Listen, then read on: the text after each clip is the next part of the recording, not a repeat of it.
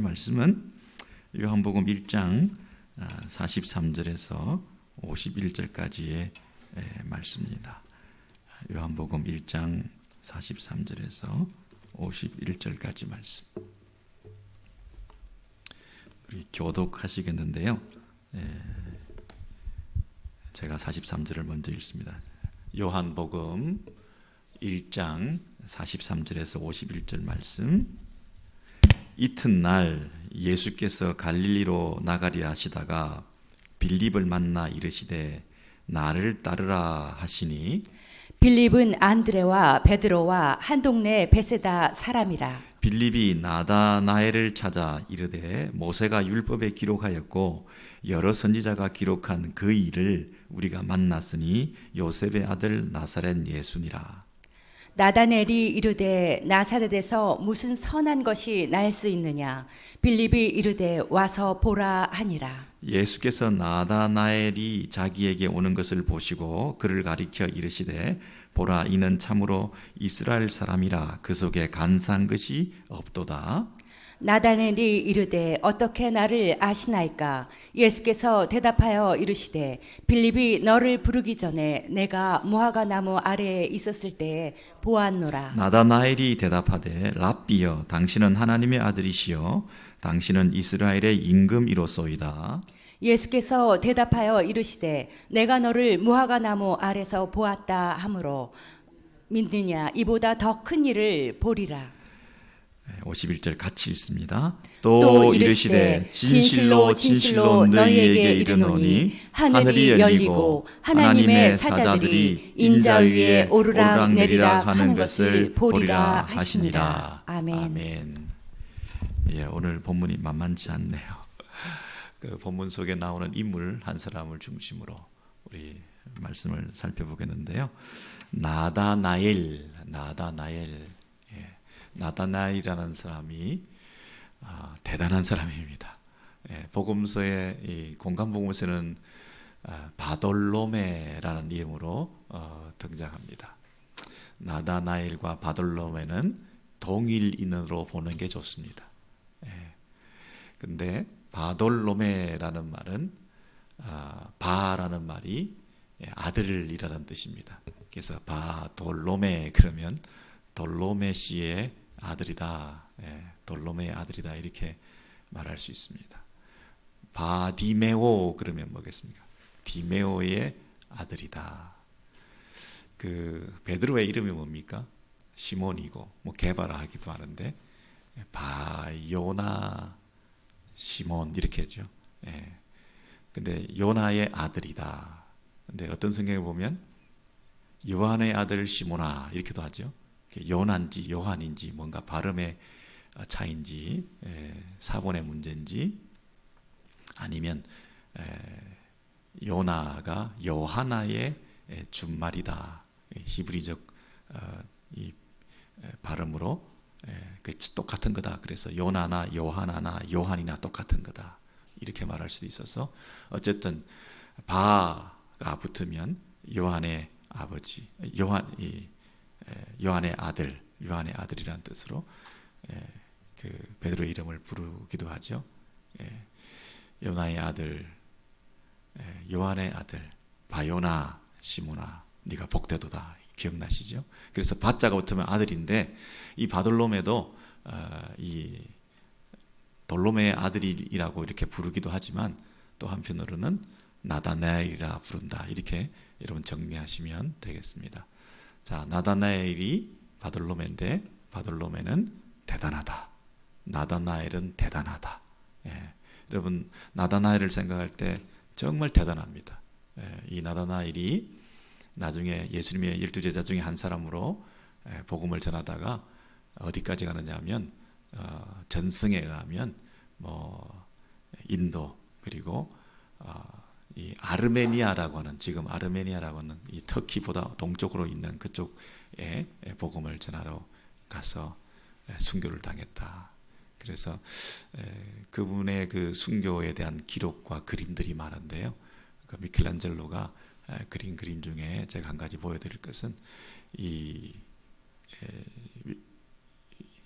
나다나엘이 죽을 때 가죽으로 벗겨져 가지고 이게 살갗을 다 벗겨서 십자가에 못 박혀 죽었다, 이런 기록들이 남아 있어서 그것을 화가가 그림을 그렸는데요. 제일 첫 번째 그림 한번 보여주시죠. 네, 이게 미켈란젤로의 마지막 심판이다, 최후의 심판이라는 그림인데요.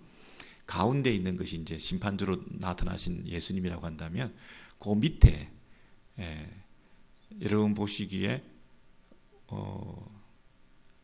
왼쪽에 있는 걸 확대해서 이렇게 그 다음 그림을 보여주시면요, 저기 여러 제자들 중에 바돌로메가 자기 가죽 살갗을 벗겨진 모습으로 있는 걸 손에 들고 저렇게 자기의 신원을 하며 하나님 앞에 마지막 심판대에 나와서 은혜를 구하는 그런 모습을 보이고 있습니다. 근데 일설에 의하면 저기 있는 가죽 얼굴에 벗겨진 얼굴이 미켈란젤로 본인의 얼굴을 그려놨다, 뭐 이런 얘기도 있습니다. 그래서 이제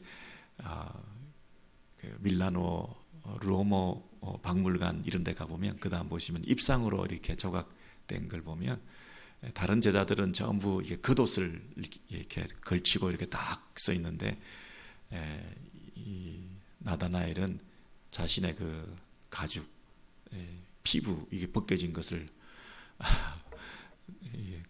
있는 모습으로 안에 이제 안에 뭐 뼈나 이런 것이 다 보이는 이런 형상으로 조각을 해서 붙여놨다, 세워놨다, 이런, 안 가봐서 모르지만 여러분께서 참 모습을 볼 때 얼마나 숙연해지겠습니까?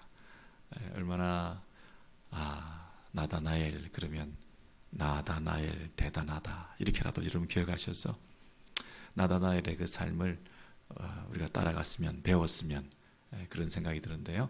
이 나다나엘이 그럼에도 불구하고 이렇게 순교에 엄숙한 이런 참 대단한 삶을, 참 장엄한 인생을 사셨지만, 처음에 부름받을 때는, 제자로 부름받을 때는 오늘 본문에 나와 있는 모습을 보면 그렇게 대단한 모습은 아닌 것 같아요. 근데 이 대단하지 않은 나다나엘을 어떻게 대단하게 만들어 가셨는지 오늘 본문에 처음 부르는 장면이 등장하는데요. 이 나다나엘을 부르게 된 그 과정은 빌립이라는 친구를 통해서 나오게 됐어요. 예수 믿게 되는 과정이 크게 두 가지잖아요. 첫 번째는 예수님께서 직접 빌립아 나를 따라라 하고 따르는, 직접 부르시는 경우가 있고요. 두 번째는 그 빌립이 친구를 부르는 간접적인 우리를 초대하는 경우가 있잖아요. 오늘 저와 여러분이 예수님의 제자로서 이제 살아야 되는데, 성도로서, 제자로서, 신자로서 살아가는 첫 출발을 이 나다나엘이 어떻게 하며 또 어떤 과정을 거치는지 잠깐 우리가 살펴봄을 통해서 우리도 주님을 따르는 것이 뭔가를 확인해 봤으면 좋겠습니다. 43절에 보시면, 이튿날 예수께서 갈릴리로 나가려 하시다가 빌립을 만나 이르시되 나를 따르라 하시니, 빌립은 안드레와 베드로와 한 동네 베세다 사람이라. 빌립이 나다나엘을 찾아 이르되 모세가 율법에 기록하였고 여러 선지자가 기록한 그 일을 우리가 만났으니 요셉의 아들 나사렛 예수니라. 우리 46절을 같이 읽습니다. 나다나엘이 이르되 나사렛에서 무슨 선한 것이 날 수 있으랴. 빌립이 이르되 와서 보라 하니라. 빌립이 자기가 만난 예수를 나다나엘 친구에게 가서 야 진짜 메시아를 만났다.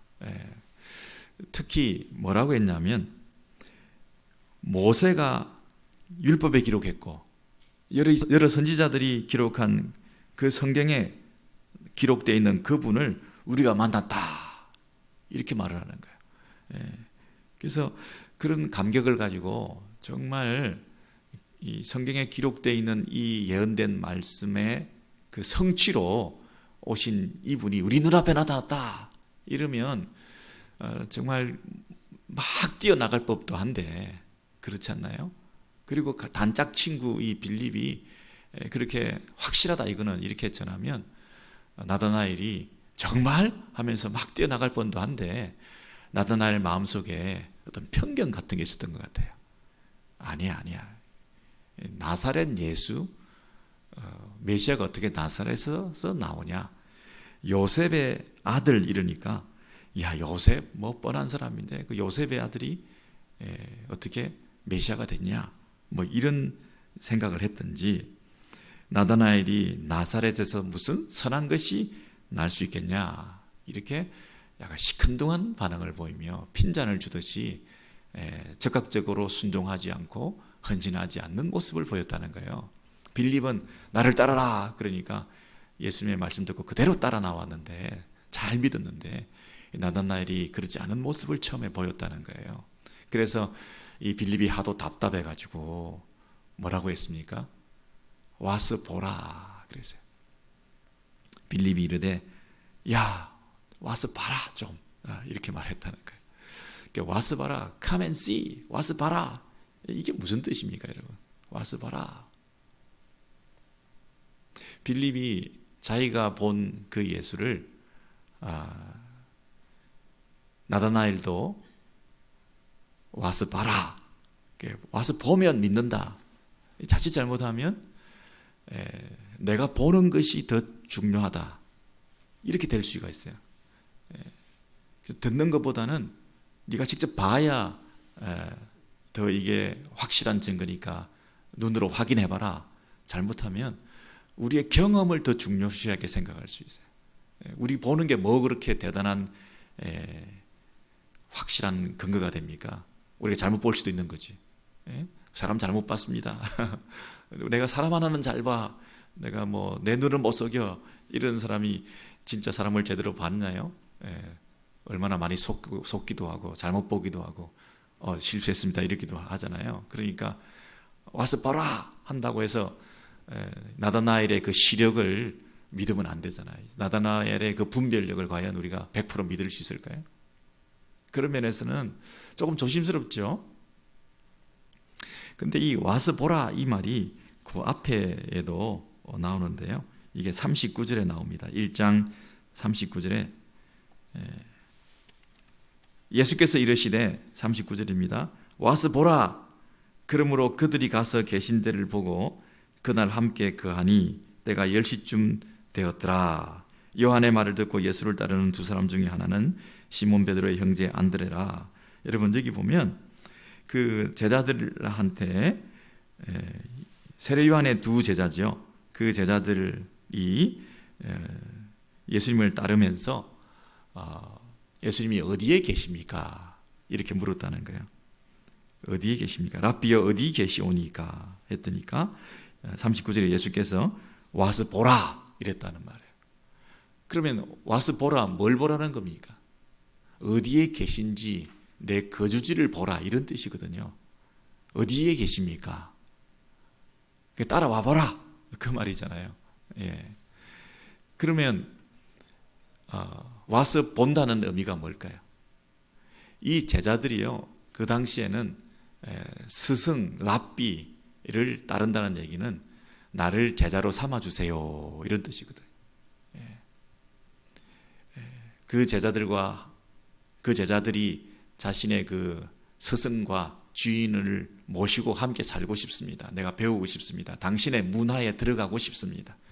내가 지금 세례 요한의 문화에서 배우고 있는데 당신이 세상 죄를 지우고 가는 하나님의 어린 양이라고 우리 스승이 소개하면서 이렇게 새로운 차원의 스승을 우리가 만나서 이제 당신 문화에 들어가서 마치 가마리엘의 문화에 들어가는 것처럼 배우기를 원합니다.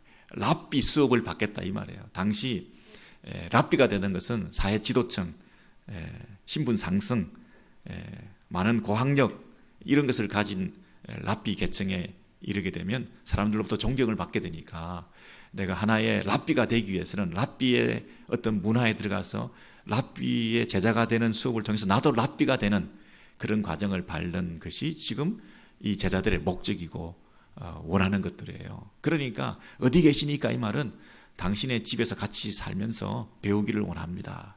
그래서 와서 보라 이랬다는 얘기는 무슨 말입니까? Come and see, 와서 보라는 얘기는 나의 제자로서의 삶을 시작하며 나로 가르침받고 배움을 통하여 네가 진정 참 생명을 얻는 일을 경험해봐라, 그 얘기예요. 그래서 와서 보라 할 때 그 밑에 가서 계신 데를 보고 그날 함께 거하니 그랬잖아요. 그날 함께 거하니 이제 같이 살기를 시작한 거예요. 같이 이 제자 수업을 받기를 시작한 거란 말이죠. 그래서 come and see, 와서 보라는 얘기는 그냥 눈으로 보라, 확인해봐라는 게 아니라 제자로서의 삶을 시작하라. 네 인생을 바쳐라. 진짜 헌신된 마음으로 나를 따르라. 함께 거해라. 이런 뜻이죠. 함께 거하면, 함께 살면 그분의 생명을 공급받는 거예요. 우리는 세례 요한하고 다르게 예수님을 따르면 예수님의 생명을 공급받습니다. 생명력의 전달이 영적 출산의 과정입니다. 그래서 이 제자들이 예수님을 따르다 보면, 예수님과 함께 살다 보면 예수님의 제자들은 예수님의 생명을 얻게 되는 거예요. 생명이 생명을 낳는 거예요. Come and see, 와서 본 사람들은 생명을 공급받아요. 그냥 따라다닌 사람들은 생명이 없어요. 같이 살면서, 본받으면서, 그분으로부터 직접 배우면서, 그래서 그 예수의 생명을 전달받은 사람들은 그 생명이 다른 사람에게 전달되는 거예요. 그래서 안드레와 베드로와 빌립과 이 나다나엘이 그 과정을 지금 밟고 있는 거예요. 생명이 생명을 낳는 거구나. 그래서 우리가 생명을 낳지 못하고 있다면, 나를 통해서 한 사람도 구원받는 일이 없다고 한다면 뭘 의심해 봐야 돼? 내 안에 이 생명이 과연 있나 없나. 왜? 생명이 있으면 생명을 낳기 마련이니까 자연적 출생이 가능하잖아요. 생명이 없다 보니까 생명을 못 낳는 거죠. 지금 예수님께서 제자들을 부르고 그 제자들을 통해서 또 다른 제자를 부르고 계시잖아요. 그게 뭡니까? Come and see, 와서 보라. 그냥 눈으로만 보는 게 아니라 빌립은 자기가 직접 전해주어도 되겠지만 나다나엘이 거부감을 가지는 것을 보면서 생명을 직접 체험해봐라. Come and see, 와서 봐라. 예수의 생명을 직접 전달받아라. 그렇게 말하는 거죠. 그저 와서 구경해봐라. 한번 살펴보면서 네 눈을 통해서 확인해봐라. 이런 정도가 아니겠죠. 예수의 생명을 직접 한번 체험해봐라. 한번 뜨거운 맛을 봐라. 내가 뭔지 모르지만 그 뜨거운 맛을 봤거든. 근데 나는 잘 설명 못하겠어. 와서 직접 체험해봐. 그 생명에 한번 데여봐. 그 영생의 풍성한 물에 한번 빠져봐. 예수를 한번 만나면 예수 안에 붙잡혀서 내가 예수를 따라갈 수밖에 없을 거야. Come and see. 그렇게 말씀하신 거죠.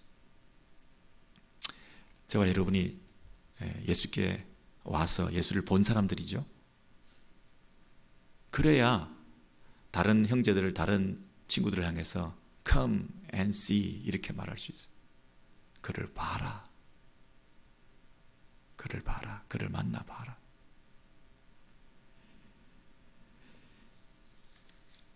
그래서요, 이 나다나엘이 빌립의 전도를 받고 예수님을 찾아왔습니다.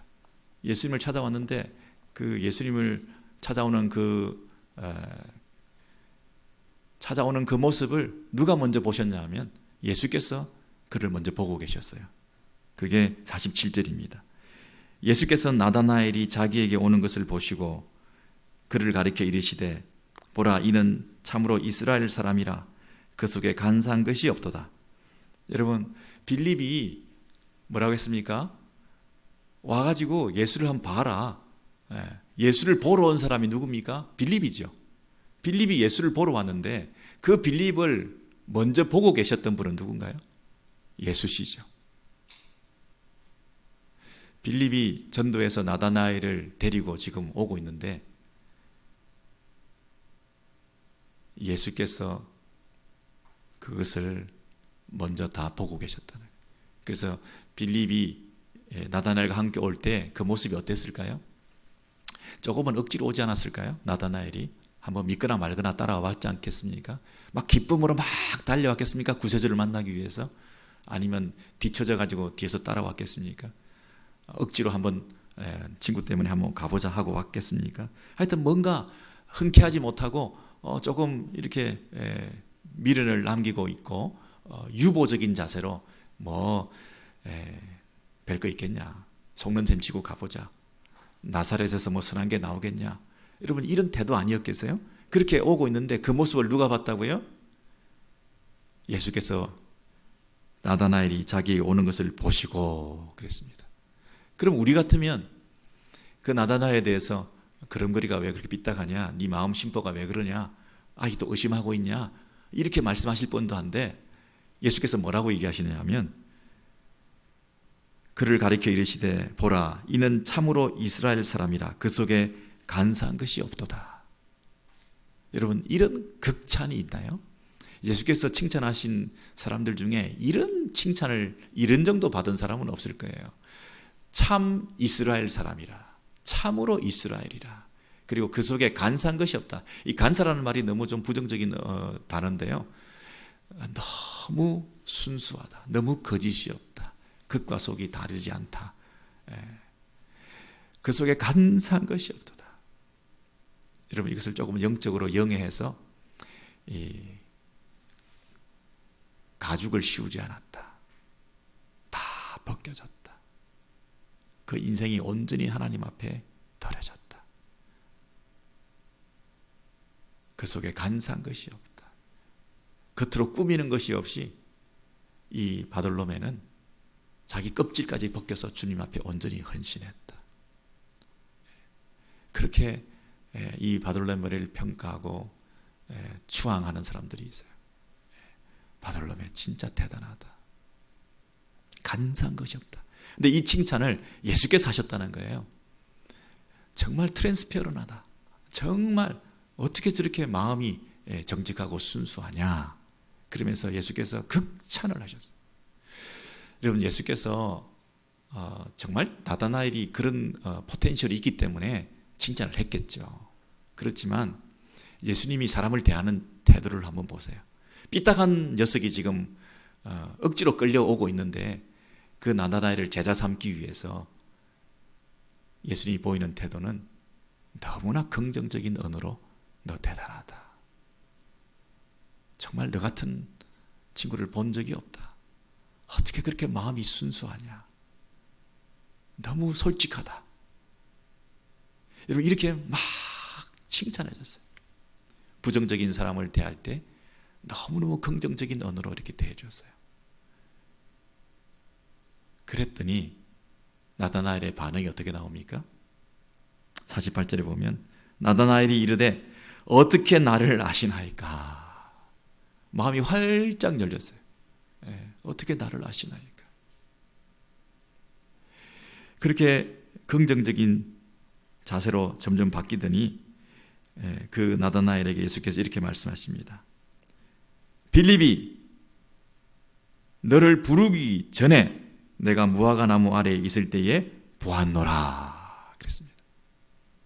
빌립이 너를 부르기 전에, 빌립이 나다나엘을 전도하기 전에 나다나엘이 무화과 나무 아래에 있는 것을 내가 먼저 보았다는 거예요.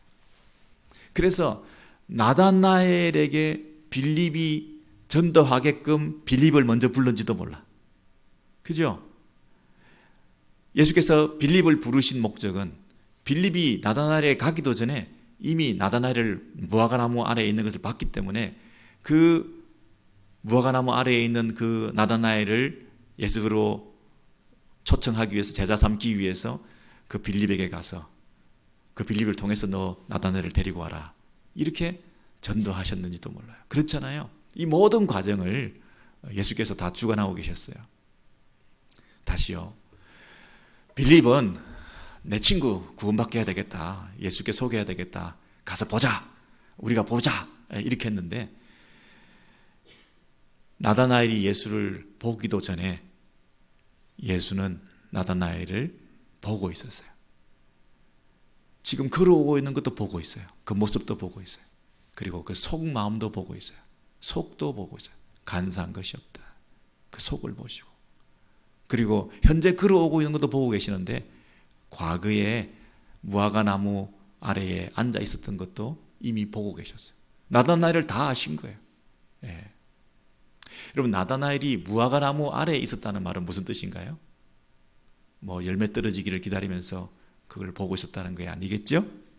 구약에 보면요, 무화과 나무 아래에 있다, 이 말이 무슨 뜻이냐면, 미가서 같은 데 보시면요, 미가서 4장 4절 뭐 이런 데 보시면 어떤 말씀이냐면, 그날에 장차 메시아가 오는 그 구원이 완성되는 그날에 이 철로 된 이 전쟁 무기들이 농기구로 다 바뀌고, 창이 뭐 보습으로 바뀌고, 이 칼이 낫이, 그죠? 낫으로 바뀌어서, 낫이 뭐 나쁜 게 아니라 농사 짓는 거 바뀌고, 그 말은 뭡니까? 전쟁은 종식되고 평화의 시대가 도래한다. 근데 그날에 무슨 일이 있느냐면, 너희가 무화과 나무 아래에, 포도나무 아래에 앉아 있을 것이다, 이 말이에요. 무화과 나무 아래에 앉아 있는데도 너를 공격하는 사람들이 네가 두려워할 일이 아무도 없을 거다. 아무도 너를 해하는 사람이 없을 것이다. 두려움을 느끼면서 무화과 나무 아래에 앉아 있는 사람이 아무도 없을 것이다, 이렇게 말을 해요. 그 말은 그날이 되면, 메시아가 오면, 구원의 날이 도래하면 평화의 시대가 임하게 된다 하는 것을 설명할 때, 아무도 두렵지 않게 무화과 나무 아래에 앉아 있을 수가 있다, 이렇게 설명하는 그 날에 대한 예언이에요. 그러니까 이 나다나엘이 무화과 나무 아래에 지금 앉아 있다는 얘기는 무슨 뜻입니까? 구약에 보면 미가서가, 선지자가 나다나엘이 읽고 있는 그 미가서를 보니까 무화과 나무에 앉아 있는 것이 천국의 모습이고 구원의 모습이고 메시아가 오는 모습인데, 내가 그걸 너무나 갈망하고 사모하다 보니까 내가 지금 무화과 나무 아래에 앉아 있는 거예요. 무화과 나무에 앉아가지고, 야, 언제 이 날이 오냐, 언제 메시아가 오냐. 그러면서 흔히 구약의 백성들이 무화과 나무 아래에 앉아서 율법을 상고하고, 구약에 있는 그 예언을 이루어지기를 원하며, 율법에 있는 그 말씀대로 성취되어서 메시아가 오기를 원하고, 그리고 간절히 기도하고, 메시아 오기를 간절히 기도하고, 그래서 율법을 상고하고 간절히 기도하고 하는 장소가 무화과 나무 아래에 있는 거예요. 그래서 나다나엘은 어떤 사람이냐면, 구약에 정통한 사람이고, 그리고 그 구약의 예언대로 메시아가 오기를 간절히 기다리면서 구약에 있는 율법을 상고하고 기도하면서, 아직 임하지 않았지만 그 메시아 시대, 구원의 시대, 그 메시아가 오는 평화의 시대를 맛보면서 그 무화과 나무 아래에 앉아서 언제 메시아가 오시겠습니까? 이렇게 기다리고 있는 사람이었다는 뜻이에요. 이해가 되시죠, 여러분? 그래서 네가 무화과 나무 아래에 있는 것을 내가 보았다 하는 얘기는, 네가 메시아를 사모하는 것 내가 안다, 그런 뜻이에요.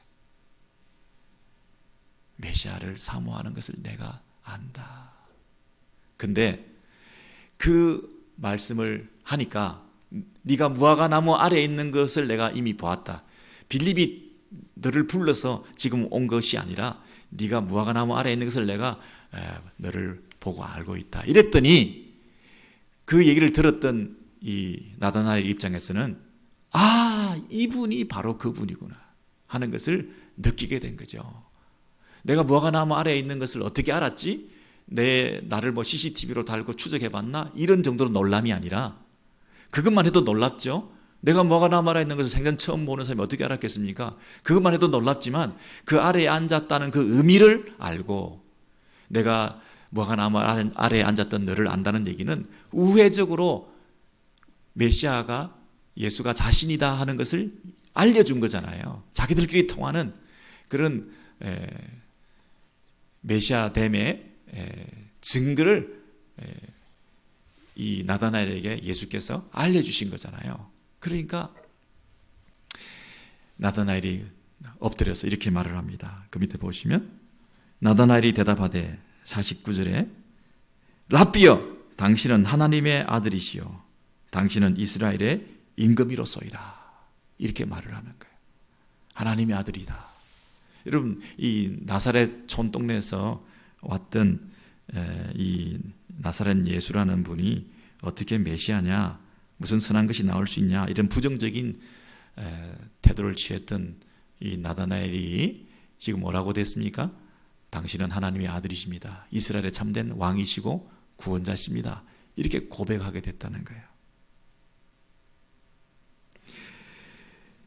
그랬더니 예수께서 50절에 대답하여 이르시되 내가 너를 무화과나무 아래에서 보았다 함으로 믿느냐? 이보다 더 큰 일을 보리라. 더 큰 일을 보리라. 또 이르시되 진실로 너희에게 이르노니 하늘이 열리고 하나님의 사자들이 인자 위에 오르락내리락 하는 것을 보리라. 자, 여러분 보세요. 좀 말씀이 길어졌죠? 지금 약간 그 부정적인 사람을 예수께서 긍정적으로 보시면서 야, 대단하다, 나다나엘.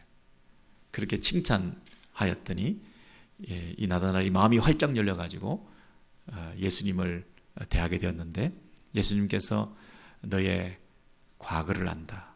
그리고 현재 너 모습을 내가 보고 있다. 근데 뭐까지 안다고 지금 말씀하시느냐면 내가 너의 미래를 안다. 이렇게 말씀하시는 거예요. 너의 미래를 안다. 더 큰 일을, 이보다 더 큰 일을 네가 볼 것이다. 그렇게 말하고 있어요. 여러분, 그런 면에서 처음에 그 빌립이 나다나엘을 찾아올 때 뭐라고 얘기했냐면 모세의 율법에 있는 대로 선지자들이 말한 대로 그이가 나타났다.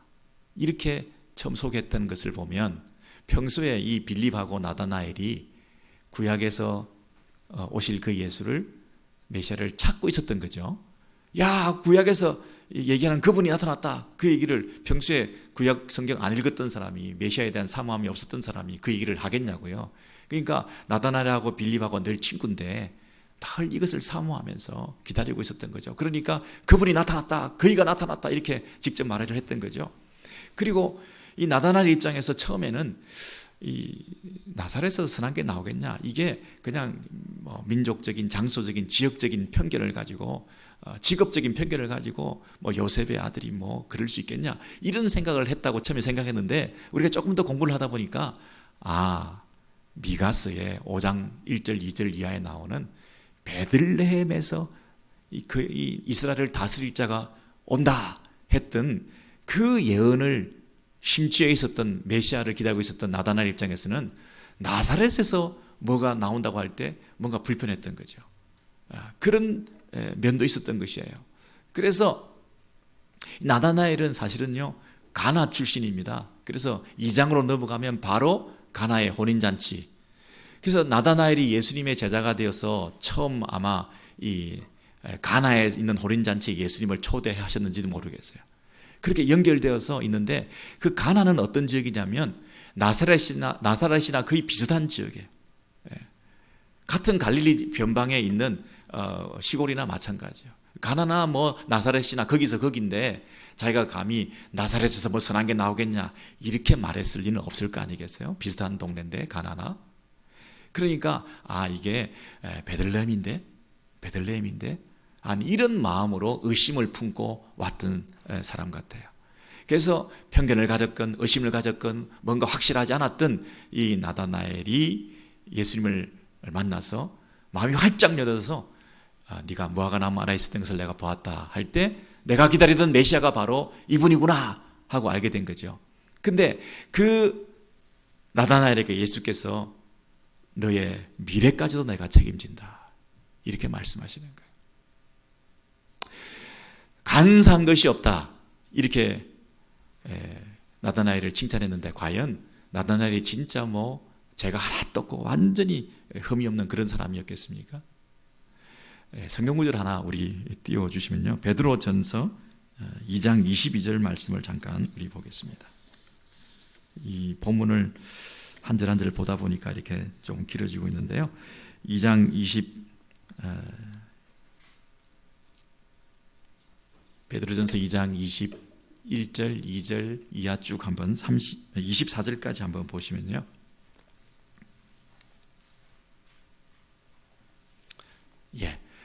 앞에 본문을 보시면 이를 위하여 너희가 부르심을 받았으니 그리스도도 너희를 위하여 고난을 받으사 너희에게 본을 끼쳐 그 자취를 따라오게 하려 하셨느니라. 여러분, 그리스도가 고난을 받아서 자신을 따라오게 하셨다 그랬죠.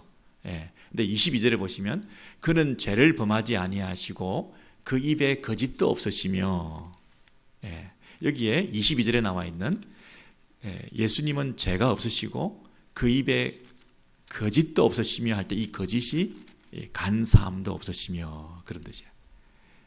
돌로스라는 똑같은 헬라어가 쓰였어요. 그 입에 거짓도 없으시며 간사하지 않으시며, 이 말은 그 속에 진실되시다, 속이는 게 없다, 정직하시다, 거짓을 모르시는 분이시다, 이런 뜻이에요. 예수는 거짓이 없고 간사함이 없으신 분이세요. 속이는 게 없으신 분이죠. 23절 보시면 욕을 당하시되 맞대 욕하지 아니하시고 고난을 당하시되 위협하지 아니하시고 오직 공의로 심판하시는 이에게 부탁하시며, 24절입니다. 우리 같이 읽습니다. 시작. 친히 나무에 달려 그 몸으로 우리 죄를 담당하셨으니 이는 우리로 죄에 대하여 죽고 의에 대하여 살게 하려 하심이라. 그가 채찍에 맞음으로 너희는 나음을 얻었나니. 여러분, 예수께서 십자가에 달려 죽으시는데요, 달려 죽으시는 분이 뭐가 없으신 분이에요? 간사가 없으신 분이에요. 죄가 없으신 분이에요. 거짓이 없으신 분이세요. 그래서 이 예수가 십자가에 달려 죽으심을 통해서 우리의 모든 간사함을 해결하신 분이잖아요. 우리 안에 있는 거짓을 해결하신 분이잖아요. 겉과 속이 다른 이 음흉한 것들을 그분이 다 해결하신 분이시잖아요. 나다나엘이 간사함이 없다 할 때 완전한 해결을 본 게 아니잖아요. 완전히 투명한 게 아니잖아요. 그런 가능성을 가지고 참 귀한 형제인 건 틀림없으나 이 나다나엘이 진정한 구원을 받고 진정한 영화의 자리에 나아가고 참된 거룩을 이루기 위해서는 그분이 예수께서 죽으셔야 되잖아요. 그 얘기를 더 큰 일을 보리라 이렇게 말씀하시면서 하늘이 열리고 하나님의 사자들이 인자 위에 오르락내리락 하는 것을 보리라. 이 말은 뭡니까? 예수께서 하늘과 땅을 연결하는 구원자로 오셔서 십자가의 죽으심으로 자신이 진정한 구원의 일을 감당해서 아까 우리가 베드로전서에서 보았던 십자가에 죽으시는 그 예수의 뒤를 따라오는 우리가 진정한 구원, 완전한 구원, 온전한 거룩을 이루는 하나님의 사람들로 삼아주실 수 있다 하는 것을 보시고 그것을 보리라 이렇게 말씀하시고, 그 나다나엘에게 하나님께서 꿈을 가지시고 그 큰 꿈을 너를 통해서 이루게 하실 거다 이렇게 약속하신 것이죠. 여러분, 조금 더 설명해 드리면요, 참 이스라엘이라 간사함이 없다 이렇게 얘기할 때 간사함의 구약의 대표 인물은 누굽니까? 야곱이죠. 이스라엘의 옛 이름이 뭡니까? 야곱이죠. 야곱은 속이는 사람이요, 사기꾼이요, 간사함의 극치 아닙니까? 근데 그 야곱의 변화된 이름이 뭡니까? 이스라엘이죠. 그 이스라엘의 진정한 모습, 간사함이 없는 진정한 이스라엘의 모습을 내가 너를 통해서 회복하겠다 이렇게 약속하신 거잖아요. 그러니까 이 마지막에도 야곱이 이 꿈에서 사닥다리 환상을 보지 않았습니까? 베델에서. 그래서 하늘이 땅과 이게 잇대어서 연결되어 있는데 그 야곱이 꿈에서 돌베개를 베고 자서 아침에 일어나서 보니까 거기에서 자기가 하나님을 만났다 이러면서 단을 쌓고 했던 그 장소, 그 꿈의 내용이 무엇이었습니까? 하늘과 땅이 연결되어 있는 그 사닥다리가 있었는데 그 사닥다리 위에 하나님의 천사들이 오르락내리락 했다 그러죠. 하늘과 땅을 연결한 게 사닥다리였잖아요. 근데 지금 오늘 이 본문 요한복음 1장 51절에는 하나님의 천사들이 오르락내리락 하는 것이 누구 위에 오르락내리락 했다 그랬어요? 인자 위에 오르락내리락 했다 그러죠. 구약에서는 사닥다리 위에 오르락내리락 했는데 여기 요한복음에서는 인자 위에 오르락내리락 했다는 거죠. 그러니까 사닥다리와 인자가 같은 거잖아요, 지금. 그러니까 그 하늘과 땅을 연결하는 그 역할을 누가 한다고? 사닥다리는 누구라고? 사닥다리의 그 장본인은 누구라고요? 사닥다리로 예표되었던 구약의 메시아가 하늘이 열리는 놀라운 일을 통해서 하늘과 땅을 연결시키는 중보자로서 그 사명을 감당하는데, 이게 단순히 이스라엘의 민족적인 이스라엘의 회복이 아니라 하늘과 땅을 연결한다. 온 세상 우주 만물을 회복하는, 통일시키는 중보자의 역할을 하는 진정한 구원자로서 예수가 그 일을 하는데, 그 일에 네가 증인이 될 거다. 그래서 나다나엘이 껍질까지 벗겨지면서 순교한 거죠. 이방 선교를 위해서, 하나님 나라를 위해서 더 큰 일을 네가 보리라. 여러분, 하나님께서요 제자들을 부르십니다. 저와 여러분을 부르시죠. 근데 빌립과 나다나엘을 부를 때 이미 다 우리를 알고 부르신 거예요. 우리가 어디에 있는지 다 아시고 부르신 거예요. 어떤 니드가 있는지, 어떤 영적 탐구, 어떤 갈급, 갈증, 필요를 느끼는지, 그의 교육 상태가 어떤지, 정말 예수를 찾는지, 말씀을 보는지, 가능성이 있는지 이렇게 보시면서 선택하시는 거예요. 예수님만큼 선택하고 집중하신 분이 없으세요. 아무나 부르신 게 아니야. 꼭 필요한 사람을 당신의 어떤 뜻 가운데서, 계획 가운데서 딱 불러내셨어요. 불러내셨는데 다소 부정적인 모습으로 찾아오는 사람도 있을 수 있어요. 그러나 그를 접근하며 대하는 태도는 굉장히 긍정적인 거예요. 예수께서 그 긍정적인 언어로 찾아가셔서 칭찬하셨을 때 뭐까지 보시면서 칭찬하셨다고요? 미래까지 보시면서 칭찬하셨다. 십자가를 통과한 사람들이 앞으로 어떻게 변화될 것인가에 대한 기대와 소망을 가지고 우리가 사람들을 바라봐야 되겠죠. 아, 저 사람은 안 돼가 아니라 저 사람은 될 수 있어. 십자가만 제대로 통과하면, 와서 보라, 이 생명력만 제대로 전달받으면, 예수께 직접 감전되기만 하면, 대이기만 하면 전율을 느낄 수밖에 없어. 예수를 만나게 하는 역할을 빌립이 나다나엘을 데리고 오지 않았습니까? 여러분, 이 하나님 나라의 거대한 물결, 큰 하나님 나라의 이 엄청난 도도한 하나님의 이 사업이 어떻게 이루어진다고요? 빌립이 나다나엘을 데리고 왔던 그 일을 통해서. 빌립이 나다나엘을 데리고 왔는데요, 그 나다나엘이 어떻게 되었습니까? 이렇게 큰 일을 감당하는 종이 되지 않았습니까? 오히려 빌립보다 더 위대한 일을 하지 않았습니까? 이런 소극적인, 부정적인 인생이 적극적인 인생이 되어서 살가죽이 벗겨지는 그런 순교를 당하면서도 더 큰 일, 하나님의 이 복음을 전하는 일에 생명 걸지 않았습니까? 여러분, 이 하나님 나라의 거대한 이 놀라운 일들은 그 구석구석에서 저와 여러분이 누군가를 전도하는 일 한 가지부터 시작할 수가 있어요.